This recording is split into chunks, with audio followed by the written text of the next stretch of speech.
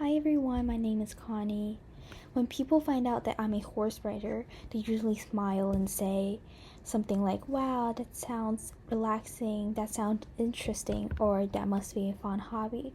But what they don't see are the early mornings, the physical strain, the mental focus, and the pressure of competitions that come with the riding. Horseback riding is often dismissed as a leisure activity rather than a sport, and that misunderstanding minimizes the athletic ability, discipline, and commitment required from riders. This matters because how we define sport affects respect, funding, and recognition for athletes. As a horse rider who trains regularly and competes, I've experienced firsthand the physical and mental demands of riding, and I also research how expression sports are evaluated in sports science and competition standards.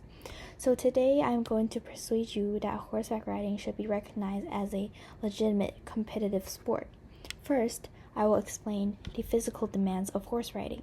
Second, I will discuss the mental and technical skills required. Third, I will show how horse riding meets accepted definitions of competitive sport. First, horseback riding requires significant physical strength, balance, and endurance. Riders constantly engage their core, legs, and stability muscles to stay balanced and communicate with the horse. According to the British Journal of Sports Medicine published in 2018, horseback riding activates core and postural muscles at levels comparable to traditional athletic sports.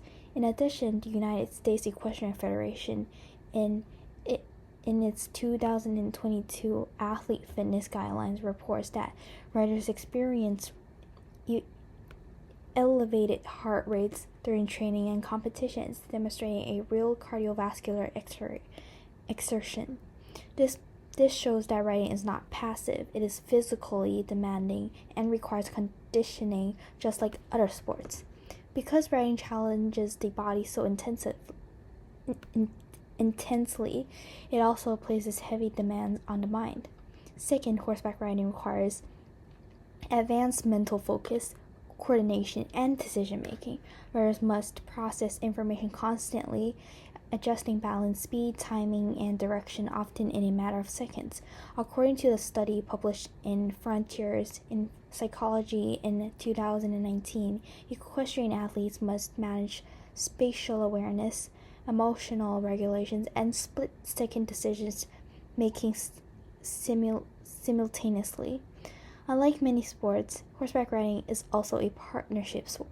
Research from the Journal of Sports Science explains that effective rider-horse communication depends on subtle cues, emotional control, and consistency.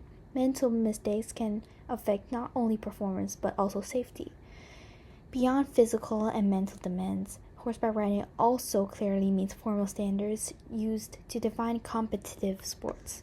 Third, horseback riding meets established definitions of competitive sport. Equestrian disciplines such as dressage, show jumping, and eventing are recognized by the International Olympic Committee, which confirms their legitimacy at the highest level of competition. In addition, the United States Equestrian Federation regulates competition rules, athlete ranking, judging systems, and qualification standards, just like any other recognized sports. Riders train their certified coach, compete in structured events, and are evaluated using objective scoring systems. So in conclusion, horseback riding should be recognized as a legitimate competitive sport. We have seen that horseback riding requires serious physical conditioning, advanced mental and technical skills, and meets accepted competitive standards. So the next time someone hears that I ride horses and thinks it's just a hobby, they should remember that riders are athletes, training, competing, and performing, both in and out of the saddle. Thank you.